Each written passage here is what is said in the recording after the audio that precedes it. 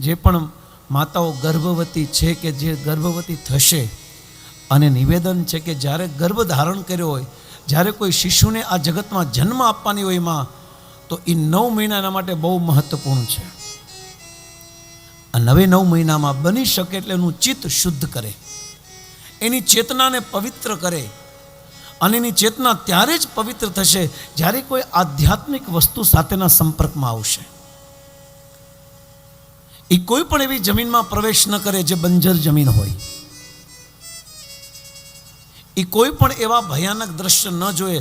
કારણ કે જ્યારે ગર્ભધારણ કરાવવાળી જે મા હોય છે, સ્ત્રી હોય છે, એ જે પણ જોવે છે ને એની સાથે સાથે એના ગર્ભમાં રહેલો બાળક પણ આ દ્રશ્ય જોવે છે. એક ફિલોસોફરે કીધું છે, એક બાળક પોતાના માતાના ગર્ભમાં જેટલું શીખે છે ને એટલું સંસારમાં નથી શીખતો. એક મા બાપ અને પરિવારની કેટલી મોટી જવાબદારી છે કે જ્યારે કોઈ સંતાન શિશુ આપણા ઘરમાં આવવાનો હોય તો એના માટે પૂરું પ્રિપરેશન કરીએ, તૈયારી કરીએ, આધ્યાત્મિક તૈયારી. બની શકે એટલું ભાગવત, રામાયણ અને ગીતાનો પાઠ કરે, વાંચે, પ્રવચન સાંભળે, માત્ર ને માત્ર ભગવાનનો પ્રસાદ ખાય, તો એના ઘરમાં જે શિશુ આવશે ને સ્પેશિયલ આવશે. કારણ કે આકાશમાં અનેક જીવાત્માઓ આટા મારે છે. બસ તમે તમારી તાકાત પ્રમાણે એ શુદ્ધ આત્માને આપણા ઘરમાં લાવવા માગતા હોય એ આપણી ઉપર છે. એટલે આપણા સનાતન ધર્મમાં અને હિન્દુ સંસ્કૃતિમાં 16 સંસ્કાર કીધા છે, અને એમાંથી એક છે ગર્ભાધાન સંસ્કાર. ગર્ભાધાન સંસ્કારના સમયે આપણે આહ્વાન કરીએ છીએ કે એવા બાળકનું જે બાળક સંસ્કારી અને સુંદર હોય, એના સ્વભાવથી આપણી 21 પેઢીઓ તરી જાય, એના ભજન અને ભક્તિથી આપણા પિતૃને મુક્તિ મળે.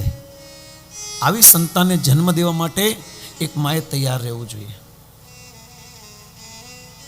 આ જગતમાં બધાને ફિલ્મ સ્ટાર અને ક્રિકેટર જ બનાવવા છે, હીરો હિરોઈન જ બનાવવા છે, પણ આ કલયુગમાં બહુ ઓછા મા બાપ છે જેને પોતાના દીકરાને ધ્રુવ અને પ્રહલાદ બનાવવા છે. બધાને અલગ જ સ્વભાવથી છે. લોકો બહુ ઓછા લોકો છે જેને પોતાના દીકરાને ભગવાનના ભક્ત બનાવવા છે. ઉત્તરાના ઘરમાં ભગવાનના દર્શન પરીક્ષિત મહારાજે કર્યા, એ બાળકે કર્યા. અને જેઓનો જન્મ થયો ને તો જ્યોતિષ આવ્યા અને જ્યોતિષે બધું જોયું. આ સંસારમાં અત્યાર સુધી સૃષ્ટિના પ્રારંભથી લઈને અત્યાર સુધી એક રામ રાજ્ય ટોપ હતું, અને આ બીજું આ પરીક્ષિત મહારાજનું શાસન ટોપ થશે. એના ભવિષ્ય જોયા.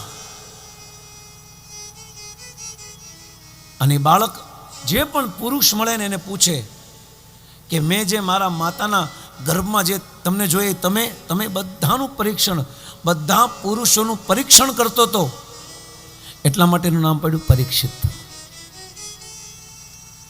પરીક્ષિતનું શાસનકાળ અદ્ભુત છે. અને પરીક્ષિતના જન્મ થતાં જ કુરુવંશનો છેલ્લો દીપક મળ્યો, એને છેલ્લું સંતાન મળ્યું કે જે હસ્તિનાપુરની આ ગાદીને આગળ વધારી શકશે.